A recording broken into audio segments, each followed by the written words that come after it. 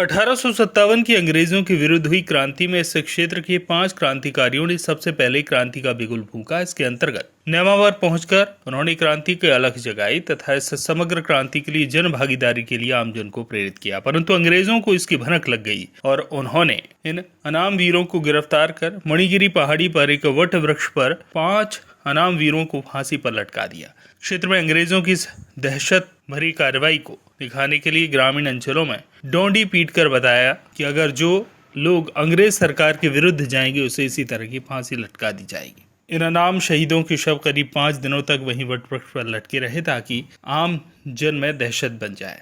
बताया जाता है कि इन 5 क्रांतिकारियों में 4 हिंदू तथा एक मेवाती मुस्लिम समाज से था। बुजुर्ग जब देश की आजादी में इन क्षेत्र के योगदान की बात करते हैं तो इस अलिखित इतिहास सामने आता है। यह नाम आज भी देश की नजरों में नाम है। न कोई शासन कभी इस ओर आकर देखता, न कोई इन वीर क्रांतिकारियों को नमन करने आता। पर इन सब के बाद भी ग्रामीणों के अंदर आज भी अनाम वीर क्रांतिकारी अमर हैं। इन क्रांतिकारी शहीदों की स्मृति को आज अमर बनाए जाने के लिए तत्कालीन ग्रामीणों ने एक चिराग रोशन करने के लिए मणिगिरी पहाड़ी पर पत्थर लगा रखा है, जहां आज भी लोग उन वीरों को नमन कर चिराग रोशन करते हैं तथा नगर के राष्ट्रभक्त आज भी 15 अगस्त और 26 जनवरी को राष्ट्रध्वज वीरों की स्मृति में फहराकर उन्हें नमन कर याद करते हैं तथा गौरवान्वित होते हैं कि मेरे भी क्षेत्र का इस समग्र क्रांति में योगदान रहा, जो गर्व का विषय है। खातेगांव विधानसभा क्षेत्र के नेमावर से इसी पर्वत से विधायक आशीष शर्मा हर वर्ष अपनी तिरंगा यात्रा का शुभारंभ करते हैं। 16 अगस्त को खातेगांव विधायक आशीष शर्मा के नेतृत्व में निकलने वाली तिरंगा यात्रा का शुभारंभ होगा मणिगिरी पर्वत से। भाजपा मंडल अध्यक्ष कचरू पटेल, वीरेंद्र सिंह राजावत, नीलेश जोशी, नगर परिषद अध्यक्ष सारिका नरेंद्र चौधरी, नेमावर नगर परिषद अध्यक्ष कृष्ण गोपाल अग्रवाल, ओम प्रकाश अग्रवाल इंदौरी, विधानसभा संयोजक डॉक्टर RN यादव, वरिष्ठ भाजपा नेता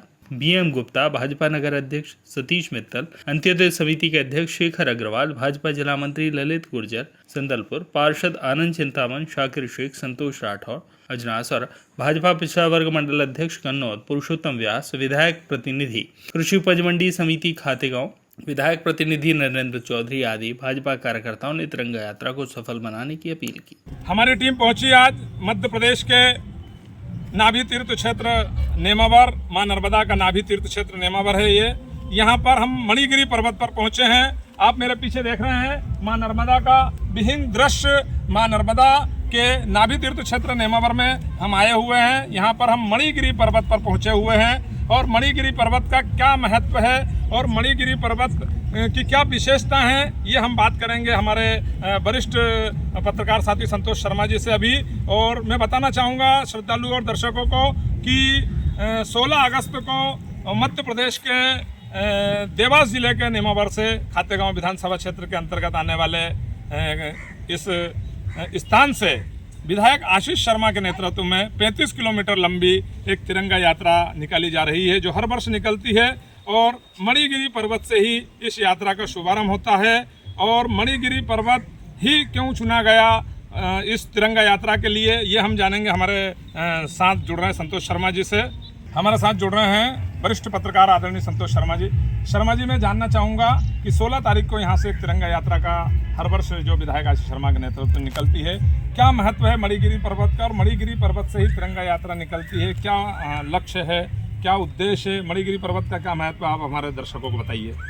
नमस्कार। नर्मदा के उत्तर तट के ऊपर नर्मदा के मध्य क्षेत्र में यह स्थान है, जिसको पहले नेमावर्त बोलते थे, नेमावर्त से नेमावर हुआ।